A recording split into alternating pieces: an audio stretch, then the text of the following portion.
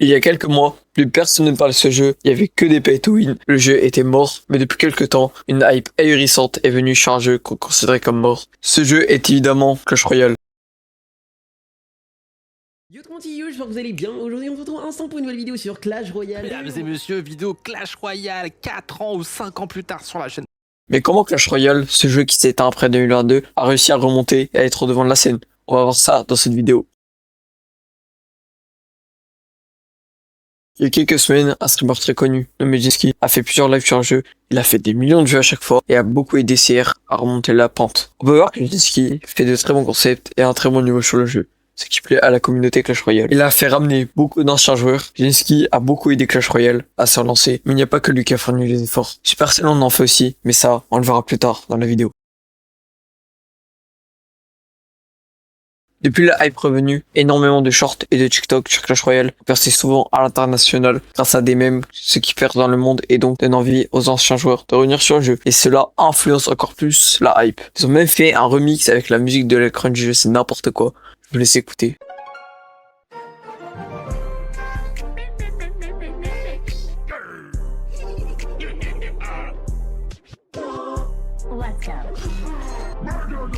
Il y a aussi des refs sur TikTok comme le Sticky Golem qui sont assez marrantes en vrai. La hype est même venue jusqu'en France parce que dans mon lycée il y en a partout des gens qui jouent à CR, c'est abusé frère. Il y a aussi une petite traîne sur CR en France, sur TikTok, qui est assez drôle. Mais bref, on peut voir que la hype est bien présente en France.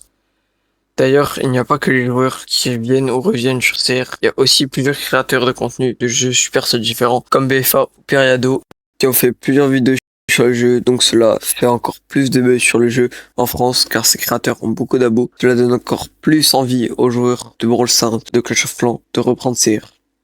La hype du jeu a permis à plusieurs créateurs de contenu de gagner en popularité, ou alors d'être plus actifs sur leur chaîne, comme c'est le cas de Hashtags, qui lui a sorti autant de vidéos en 2024 que pendant la hype de CR en 2025. Il avait dit qu'il pouvait arrêter les vidéos YouTube en 2025. Heureusement, il ne l'a pas fait, car cela aurait fait très mal à la communauté CRFR. Bref, la hype ne sert pas qu'aux joueurs, les créateurs de contenu en ont besoin. Ça leur permet de gagner des abonnés, des stats sur leurs chaînes respectives. Se mettre bien quand même, hein. Et d'autres proposent du contenu de meilleure qualité. Bref, vous vous souvenez quand j'avais dit que Supercell avait fait des efforts? Et bah, je vais vous le prouver en montrant les améliorations du jeu. Déjà, il faut que je vous parle de merch tactique. Pour ceux qui savent pas, c'est comme Cheh. Tant pis pour vous. Non, je rigole. Je vous explique. Merch tactique, c'est un mode de jeu sur CR qui a été lancé en juin 2025 par Supercell, soit quand CR a commencé à avoir du buzz. On contrôle le roi de la grande tour et on affronte 3 autres rois en ligne. Pour attaquer les autres tours, le roi dispose d'élixirs un peu chelous pour attaquer les troupes des autres rois dans le champ de bataille. Il y a plusieurs autres skins qu'on peut débloquer plus tard. Si un roi n'a plus de vie, alors il perd, donc c'est le dernier qui survit qui gagne. Il y a de nombreux rangs, comme la roi des TR et ses arènes. C'est un mode qui a quand même bien révolutionné CR et qui a quand même aidé à relancer la hype. On peut aussi parler des évolutions qui deviennent de plus en plus banales sur le jeu. Ouais, je vous jure, c'est vrai. Il y a 2 ans, Supercell sortait les 4 premières évolutions du jeu. 4 cartes seulement sur 100, donc elles ont bouleversé la méta. Il y avait les squelettes à 1 d'élixir qui se dupliquaient à chaque fois qu'ils mettaient un coup. Donc fallait tous les vaincre en même temps pour que aucun ne spawn. Il y avait le géant royal qui lui, quand il mettait un coup sur une tour, un bâtiment, il repoussait les ennemis autour de lui. Tous les squelettes, gobelins lance, gobelins normaux, ou même certains tanks ont eu beaucoup de mal à le counter. Et il y avait les barbares Evo qui sont sortis à ce moment. Avec l'Evo, ils ont une sorte de rage constant, donc c'est assez cheaté. Pour finir, l'artificière qui quand elle tire, les projectiles font des éclats un peu partout, mais aussi, en contrepartie, peut activer la tour du roi encore plus facilement. Maintenant, il y a une trentaine d'évolutions, ce qui rend une Evo plus commune qu'avant et donc, entre guillemets, rééquilibre le jeu, même si je pense qu'elles sont toutes trop fortes à mon goût. Supercell a aussi fait des efforts en ajoutant les cubes mystères qui sont des coffres maintenant, alors je fais cette vidéo. Les codes mystères 4 ou 5 étoiles peuvent rapporter de très bonnes récompenses, comme des livres ultimes, beaucoup légendaires, ou même encore des champions. Des fois, les récompenses sont vraiment cheatées et bien. Donc pour les free-to-play comme moi, ouais, parce que moi je fais pas d'argent sur le jeu, parce que la fin du mois c'est hard. Et il y a aussi les fragments hebdomadaires, comme les fragments gratuits, des pièces ou des coffres mystères, qui sont vraiment bien pour les free-to-play. Maintenant qu'on a parlé des efforts du Supercell sur le jeu, on va faire une petite comparaison avec son frère Brawl Stars, qui lui ne prend pas le même chemin. En 2024, Brawl Stars a une hype gigantesque, sûrement plus que Clash Royale actuellement. Je pense que tout le monde le sait à moins que tu vis avec Louis XVI dans une grotte. Le jeu était vraiment bien pour les gens qui mettaient pas d'argent sur le jeu. Il y avait plein de nouveaux joueurs, beaucoup de récompenses et pas mal d'événements. En gros, le jeu est à son prime en 2024. Malheureusement, pendant cette hype, je pense qu'ils ont mis des changements qui étaient vraiment pas nécessaires. En fin 2024, la chaîne de Brawl Stars sort une vidéo. Et la vidéo s'intitule The Future of Brawl Stars in 2025. Oh, l'accent. Bref, si t'as pas le niveau A1 en anglais, je pense que t'as compris qu'ils parlent du futur de BS en 2025. Donc en gros, ils expliquent sous forme de maps ce qu'ils vont faire plus tard. Mais le souci de ça, c'est que on est en octobre 2025 et bah y a pas tout qui a été respecté. Ils avaient dit que l'objectif était de mettre l'e-sport plus accessible grâce à la ranked. Mais honnêtement, qui a passé le rang pro et a fait l'e-sport? Personne. Même si en soi le rang pro est stylé, c'est vrai. Non, en vrai, j'abuse. Je pense que le rang pro, t'as quand même un bon niveau. Mais je pense que t'es loin d'avoir le niveau e-sport quand même. Ensuite, ils avaient prévu une collab en mai. Mais on a juste eu un événement avec des sushis. Ensuite, il y a eu des mutations beaucoup trop cheatées avec Angelo muté, on dirait un moustique que t'étudies ce chromosome SVT en troisième. Plus sérieusement, le mode était pas si mal en soi, mais on s'attendait quand même à mieux pour un event de ce genre. Même si en vrai, le skin de Kenji, il était stylé, c'est vrai.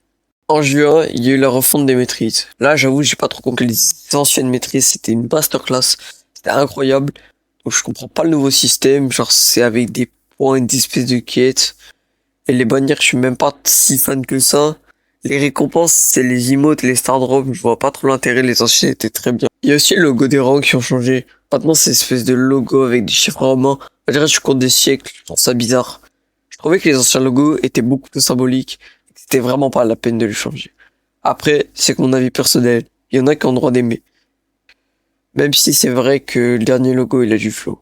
D'ailleurs, je vous ai pas dit pourquoi on parle de BS d'un coup. Eh bien, j'ai quelques théories à vous proposer. C'est pas remarqué que, quand soit CR, soit BS a une hype, l'autre est mis de côté. Par exemple, BS en 2020, c'était à son prime, et CR, c'était vraiment pas ouf. En 2022, c'est l'inverse. CR c'est tout en haut, et BS, ça connaît l'une des pires périodes de son histoire. En 2024, comeback de BS et CR tout en bas. Et 2025, l'inverse. Brawl Stars est un peu en chute en ce moment, mais c'est pas la catastrophe. Je pense que le jeu va se relever, pas de sitôt, mais ils ont connu des périodes bien plus sombres. J'ai une autre théorie, et ouais, c'est pas fini. Depuis que BS a perdu en popularité et que CR a pris, Supercell ont tout misé sur CR, chose qui a bien fonctionné, et comme ça, le temps que CR marche, ils ont toujours un jeu d'actifs, et le temps de la hype, ils ont le temps de relancer BS quand la hype de CR se sera calmée. C'est à prendre avec des pincettes, donc venez pas m'attraper, c'est qu'une théorie. Et pour moi, c'est important de comparer les deux jeux, car un a eu un prime très récemment, et l'autre c'est actuel. Donc en conclusion, pas mal de joueurs BS sont venus ou revenus sur CR, ce qui est pas si mal pour Supercell car ils ont toujours un jeu qui marche. Maintenant, après avoir comparé CR à BS, vous vous souvenez du prime de CR en 2022 qui commence à vraiment bien dater? Le prime, il y avait tout le monde qui jouait au jeu, comme les gros créateurs, ou même Bardella c'est sûr. Bah, on va le comparer au prime 2025. C'est un ordre, j'ai envie.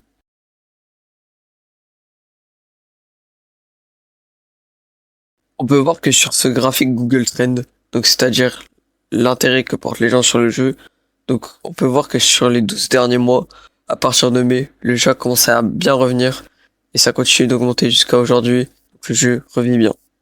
Sur ce graphique qui est 7 fois pour les 5 dernières années, on peut voir que CR en 2022 est beaucoup plus haut que 2025. Il y avait plus de gros créateurs, ce qui jouait donc encore plus de joueurs. À mon avis personnel, le jeu était meilleur à cette époque. Mais ce n'est pas pour autant que Clash Royale actuel ne va pas dépasser celui de 2022, car celui actuel est pour l'instant sur une bonne lancée et je ne fais que d'augmenter. Et le jeu va dans une très bonne direction, donc pourquoi pas dépasser, mais pour l'instant, non, il est encore en dessous. Pour résumer, il faut encore attendre quelques mois pour avoir la réponse. Pour l'instant, non, ce n'est pas encore le cas. On va attaquer le dernier point de cette vidéo avant la conclusion parce qu'il faut que la vidéo se finisse un jour quand même. Hein. Quand une carte est trop forte sur un jeu, il faut la nerf. Mais à l'inverse, quand une carte est trop faible, il faut la buff. Et quand une carte doit être changée complètement, on appelle ça un rework. Sur Clash Royale, c'est pareil. C'est pour ça qu'on va voir tous les équilibrages depuis le mois de mai. Logique, là où tout a commencé. En mai, 3 cartes sont rework, dont la cabane de gobelins, qui en avait bien besoin, tellement elle était gaze. J'ai eu la sortie de la sorcière Evo, qui s'est bien fait nerf juste après, et quelques autres buffs, mais rien de spécial. En juin, la sortie du dragon de l'enfer Evo, la cabane de gobelins qui s'est fait nerf juste après son rework, la sorcière Evo encore nerf, et les troupes broken aussi, c'est quoi ça? Et d'autres changements, mais rien de fou. En juillet, quelques nerfs sur des Evo, mais sinon rien. La sortie d'une nouvelle carte et une Evo. En août, il y a eu le rework de la fournaise, maintenant elle peut bouger à une Evo. Bah frère, c'est quoi ça? C'est trop.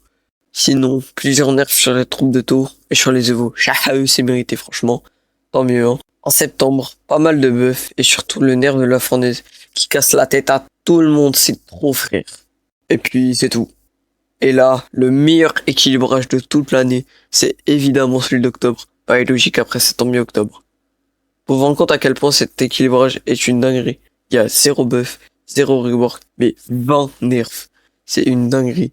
Les cartes du jeu étaient beaucoup trop puissantes. Si CR se met à faire des équilibrages tout le temps comme ça, le jeu va être beaucoup plus intéressant. Donc l'équilibrage a eu un petit impact sur le jeu, surtout celui d'octobre, avec les Evo, qui étaient bien chiantes pour les joueurs skill. Donc oui, l'équilibrage est de mieux en mieux, et cela va améliorer le jeu. Bref, pour conclure cette vidéo, le jeu a un bon pic avec pas mal d'efforts de Supercell, grâce à la Jinchi quand même il est chaud faut le dire. CR prend une bonne direction par rapport à BS même si je souhaite que ce dernier revienne. Pour moi, le jeu est loin d'être parfait, car pour moi le jeu est pas exceptionnel non plus, hein. Même s'il de nettes améliorations, mais je pense que pour le jeu s'améliore, il devrait par exemple se calmer sur les zones du shop, c'est abusé. 90% du magasin c'est ça. Mais il devrait aussi refaire les modes. C'était tout pour la vidéo, c'était l'RX, merci, au revoir.